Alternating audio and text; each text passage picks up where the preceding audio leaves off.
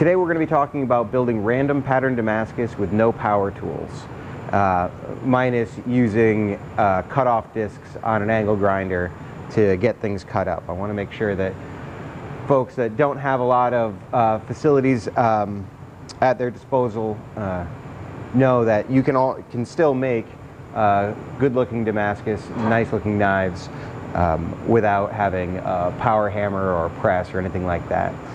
One of the keys to doing this is going to be to start with a smaller billet. So right now I have in my vise here, I just have 10 layers. I have 5 layers of 1084 and 5 layers of 15N20. Now in this stack, the 15N20 is half as thick as the 1084, but that'll give just thinner, bright lines in the pattern, and you can alter that as much as you'd like. But starting with a smaller stack is key for this. You don't want to start out with a big stack because you're not going to get the force to transfer all the way through. So starting out with something thin like this is a good way to go. Just as a reference, this is currently 1 inch thick. So I have 6 inches long, 1 inch thick, and 2 inches wide, or 1.5 inches wide, I'm sorry. So what we're going to do is get this clamped in a vise. Got a little machinist vise here, and make sure your lines are all, your ends are all lined up. And then we're going to want to weld our ends, and then we're also going to want to make sure that we put welds across the like at least 2 stripes across the width of the side. And what that's going to do is make sure that as things heat up, things don't expand out. So what's going to happen is as you're in the forge and things start heating up, the outside will heat up faster, so that these pieces will heat up, they'll expand, and then they'll try to start creating a gap. And we want to make sure that this is nice and tight. One of the reasons why we're setting this up in a vise.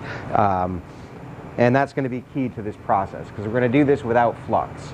And Peter has already talked in previous videos about the fluxless forge welding and how all that works. And that's the way that we're going to be going about doing this. So now that we're set up, we're just going to go ahead and get things welded. And then I'm using a TIG welder, but you can absolutely use a MIG welder if that's what you have available. To get this all started out.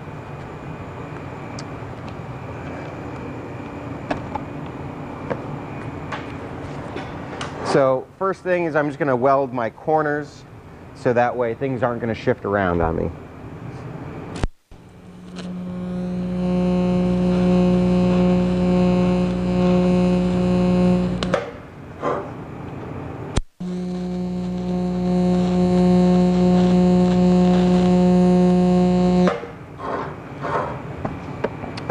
And now, like I said, we're going to want to do at least 2 stripes down the sides so that things, as they heat up, don't flex away from each other.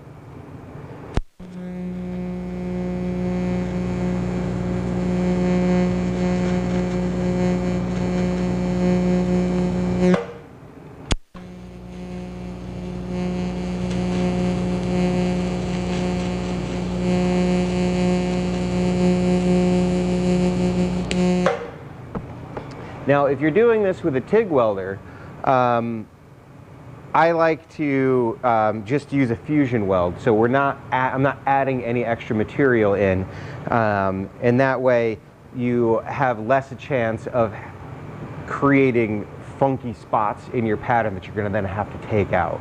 We're not adding a material that's not going to harden, is going to show up differently than the rest of the material.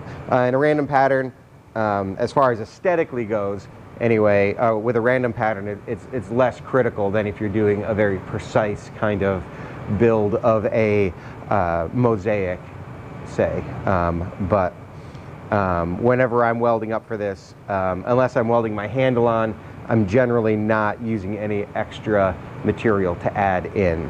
So now I have these sides welded up. I'm just going to flip that, get this side welded, weld on my handle, and then we will be ready to go. So even though we have our bracing welds that we've put down the center of the bar, remember those two welds that we put there to make sure that the bars won't flex on on the sides, we've still got a little bit of separation of our outer layers. So at this point, since everything is nice and hot and everything's expanded as much as it's going to expand, I'm going to go ahead and just tap everything down to make sure our layers are nice and tight together, so that way we can get the proper chemistry stuff going on in our billet in order to make this fluxless weld work. So you can see we have a little bit of separation in the layers there. I'm not sure if the camera's picking that up, but we just want to just gently tap everything together here. Make sure everything is sitting nice and tight. And now we'll put it in for our 5-minute soak.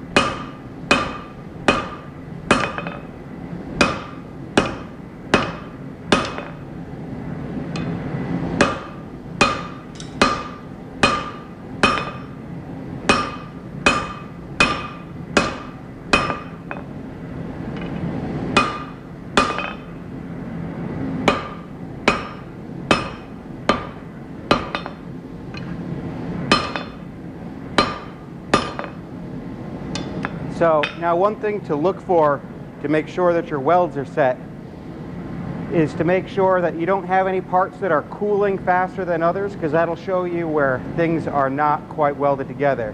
For instance, this corner here, you can see that it's a little bit of a dark spot right there. It means I haven't quite welded this corner in. The rest of it's looking pretty good though. So I'm going to go in, just tap this down, make sure that things are nice and tight, put it in for another soak, and make sure I concentrate on working that corner in. Let's hammer that corner down now.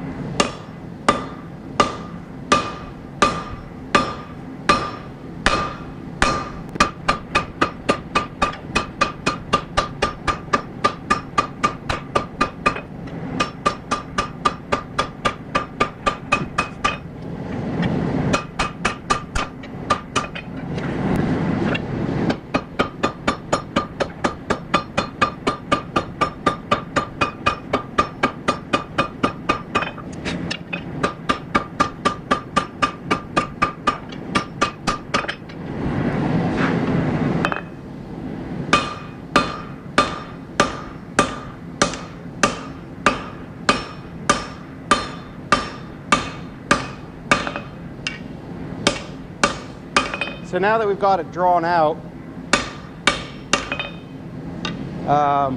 we want to make sure that we get it as straight and flat as possible. And you want to take note if there's any spots, like we had that little corner that just didn't want to weld right here.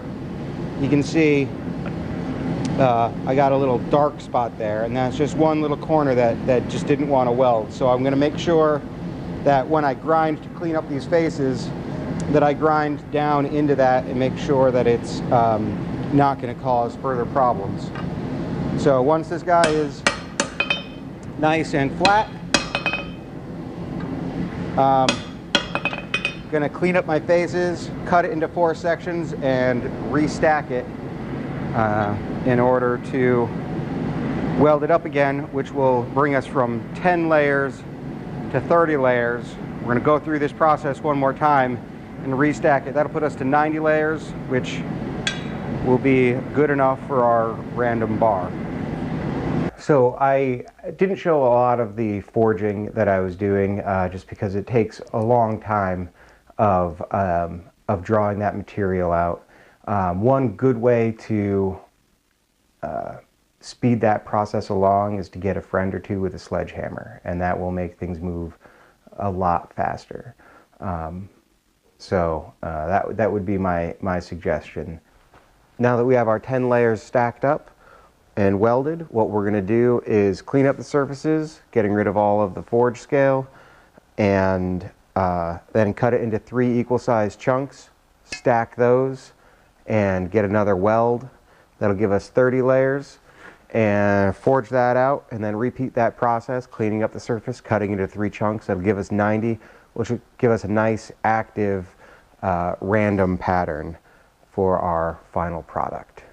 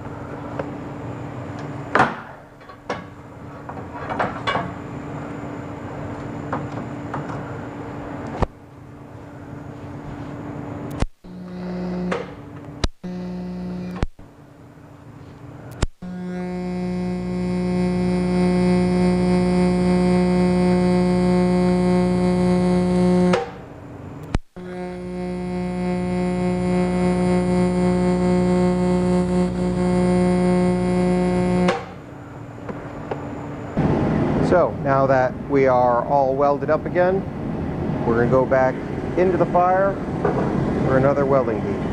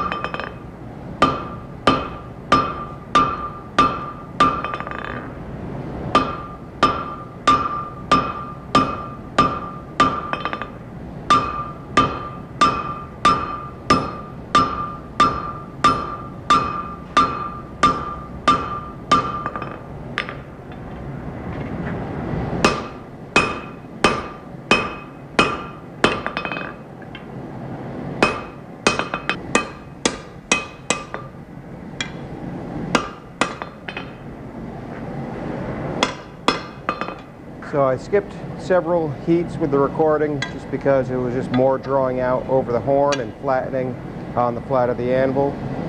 But we're drawn out to